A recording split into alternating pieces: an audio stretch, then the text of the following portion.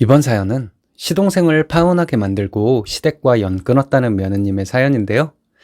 자기들 잘못은 절대 인정하지 않고 남을 원망하는 시댁이 인과응보를 당했네요. 함께 보시겠습니다. 저는 30대 초반 아기 엄마입니다. 결혼한 지 3년 되었고 4개월 된 아기 키우고 있어요. 시동생이 결혼한다고 데려온 여자가 있었는데 파혼했습니다. 시댁 식구들은 제가 시동생을 파혼시켰다고 난리예요. 평생 저를 안 보겠답니다. 시댁 식구들이 남편에게 저와 이혼하라고 했는데 남편이 화를 내며 왜 잘 살고 있는 우리를 이혼시키려고 하냐고 화를 냈거든요. 그랬더니 저를 평생 안 보겠다고 했대요. 남편도 평생 시부모님 안 보고 살 것이라고 했답니다. 저야 고맙죠. 그동안 시댁 때문에 너무 힘들었거든요. 결혼하고 신혼여행 다녀와서 시집살이가 시작되었습니다. 시부모님은 본인들이 결혼했을 때 한 달 동안 아침마다 조부모님께 문안 인사를 드렸다고 하시더군요. 하지만 저희는 따로 사니까 한 달 동안 매일 아침마다 제가 시댁에 전화를 해야 한다는 것이었습니다. 남편은 그 얘기를 별 생각 없이 저에게 전했어요. 저는 너무 어이가 없었습니다.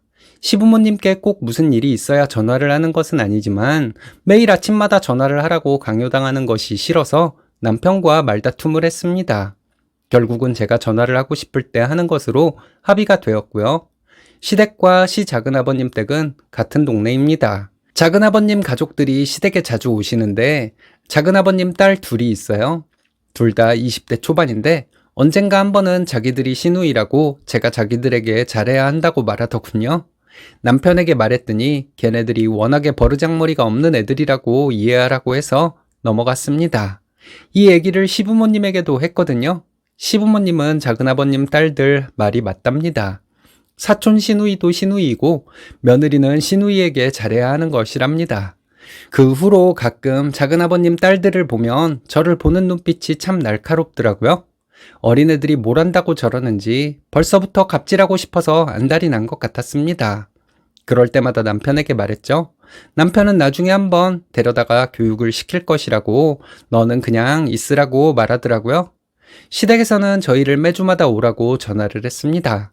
갈 수 있을 때는 가고 피곤하거나 일이 있을 때는 안 갔어요. 시부모님은 속으로 칼을 갈고 있었나 봐요.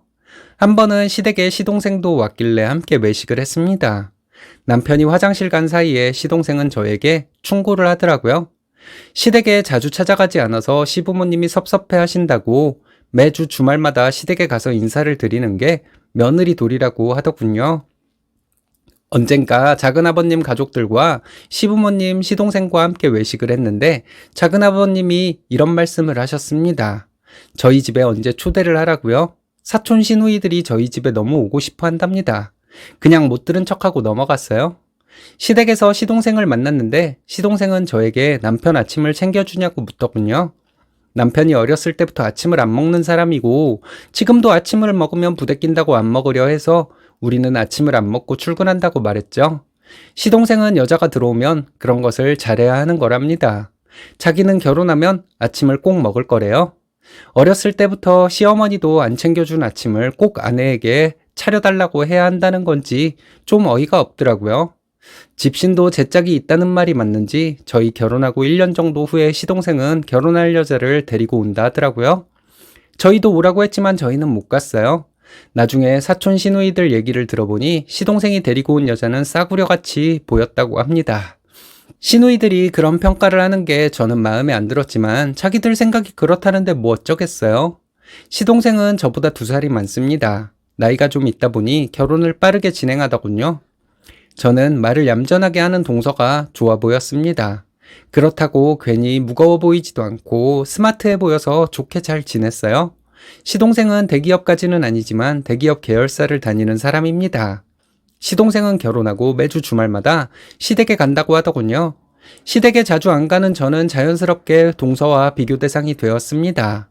시부모님은 저에게 동서 칭찬을 어찌나 하시던지 그러면서 저를 은근히 비난하는데 안 그래도 가기 싫은 시댁 더 가기 싫더라고요.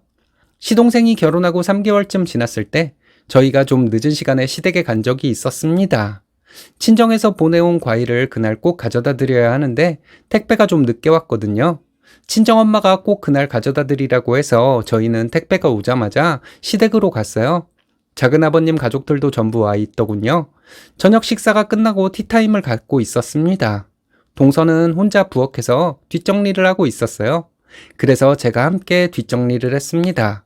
이 많은 설거지를 혼자 하게 두냐고 다들 너무한다고 했더니 동서는 뭔가 터질 것 같은데 꾹 참는 것 같더라고요. 많이 슬퍼 보였습니다. 그리고 얼마 있다가 시동생이 이혼한다는 얘기가 들리더군요.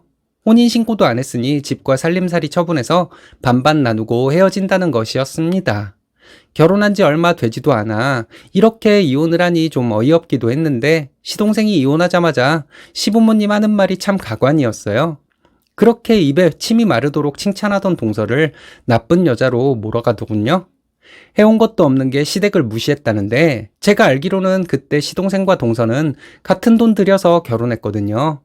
해온 것이 없다는 게 무슨 소리인지, 그리고 시아버지가 한 달 동안 아침마다 안부 전화를 하라고 한 거 저는 안 했지만 동서는 했습니다. 이 얘기는 시부모님이 저랑 동서를 비교하며 자주 말했던 거였어요. 그리고 지난 추석에 시동생이 새로 사귄 여자를 집에 데리고 온다는 거예요. 그 전에 시동생이 그 여자를 데리고 와서 시부모님께 인사를 시켰다는 것은 알고 있었습니다. 근데 제가 엄청난 사실을 알고 있었죠? 시동생의 SNS를 보고 알게 된 사실이 있었습니다. 시동생의 여자친구는 시동생이 이혼하기 전부터 만나고 있었던 것이었어요.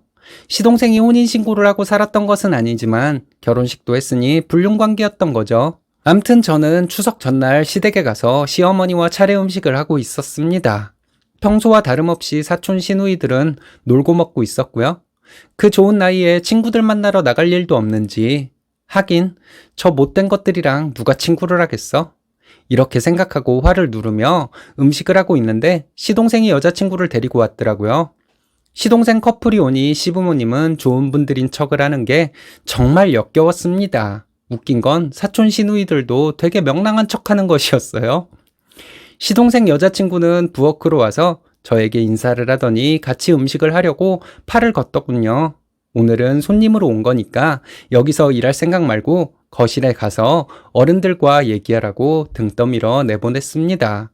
시동생 여자친구는 미안한 듯한 표정으로 마지못해 나가더라고요. 오후 4시쯤에 음식하고 정리하는 것까지 다 끝나고 저녁을 차렸습니다. 남편은 저를 끌어다 상에 앉혀놓고 시어머니와 작은어머님을 도와 저녁을 차렸어요.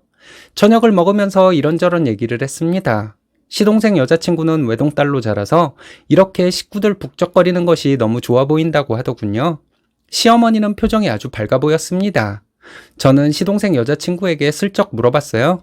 시동생은 결혼하면 꼭 여자가 아침 식사를 차려줘야 한다는 사람인데 괜찮겠냐고요? 시동생 여자친구는 자기도 아침을 꼭 먹고 출근하는 사람이기 때문에 같이 차려서 먹으면 된다고 하더군요. 결혼식은 어떻게 할 거냐고 물었더니 시동생 여자친구는 남들 하는 것처럼 평범하게 할 거라고 대답했습니다.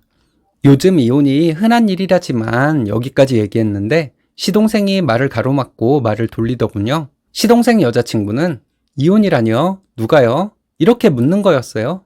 시어머니는 저에게 입방정 떨지 말라고 하시더군요. 저는 더 이상 말을 안 하려고 했는데 시동생 여자친구가 계속 물었습니다. 그래서 묻는 말에 대답을 해주었죠. 얘기해보니 시동생 여자친구는 시동생이 결혼식까지 했던 것은 몰랐답니다. 시동생과 전동서가 잠시 동거를 했던 걸로 알고 있었다 하더군요. 시어머니는 시동생 여자친구에게 제가 거짓말을 잘해. 네가 이해해라. 이러는데 너무 화가 나더라고요. 사기 결혼이잖아요. 그래서 어머님은 왜 거짓말을 하시냐고, 도련님이 혼인신고만 안 했지 결혼식도 하고 신혼여행도 다녀오고 할 거 다 했는데 왜 나를 거짓말쟁이로 몰아가냐고 했습니다. 시부모님과 시동생 얼굴이 새파랗게 질렸더라고요. 시동생 여자친구는 밥도 안 먹고 가방 들고 일어나서 나가버렸어요. 시어머니는 저에게 소리를 지르고 난리를 치더군요. 시동생 혼사기를 막아도 분수가 있지 이러시는데 내가 무슨 죄가 있냐고, 거짓말한 시동생이 잘못한 거라고 했습니다. 시어머니는 시동생 여자친구가 결혼 안 한다고 하면 다 제 잘못이라더군요. 마음대로 하시라고 했습니다. 예전에 동서는 한 달 동안 시부모님한테 아침마다 안부전화 강요당해도 별말 없이 했고 시댁에 와서 눈에 눈물 고여가면서 혼자 일 다 하고 그런 착한 사람이었는데 오죽 힘들었으면 이혼을 했겠냐고 말했어요. 어머님이랑 아버님이 아들 이혼시킨 거라는 말도 했습니다. 내 남편은 시동생처럼 멍청하지 않아서 내 편을 들어주니까 내가 이혼 안 하고 사는 거지. 남편도 시동생같이 멍청하게 굴었으면 나도 벌써 이혼했을 것이라고 말했습니다. 시어머니는 당장 나가라고 하더군요. 다시는 오지 말래요. 평생 안 보고 살 테니 그리 알라고 말씀하시는데 그 말씀이 얼마나 반갑던지 저는 일어나서 짐 챙기고 시부모님과 작은아버님 어머님께 웃으며 다시는 여기 안 올 테니 건강하시라고 인사드리고 집으로 왔습니다. 그날 저녁에 시어머니가 남편에게 전화를 했더라고요. 남편은 제 옆에서 시어머니와 통화했어요. 시어머니는 당장 이혼하라고 난리를 치셨습니다. 남편은 왜 잘 살고 있는 우리한테 이혼하라는 거냐고 시어머니에게 같이 소리 질렀어요. 시어머니는 저희가 이혼 안 하면 평생 저를 안 보고 살 것이라고 했답니다. 남편은 자기도 평생 부모님 안 보고 살 것이라고 했고요. 시동생 여자친구에게 다음날 전화가 왔더군요. 퇴근하고 집에 있는데 모르는 번호로 전화가 오길래 혹시 하고 전화를 받았습니다. 저에게 이것저것 묻더라고요. 사실대로 대답해 주었습니다.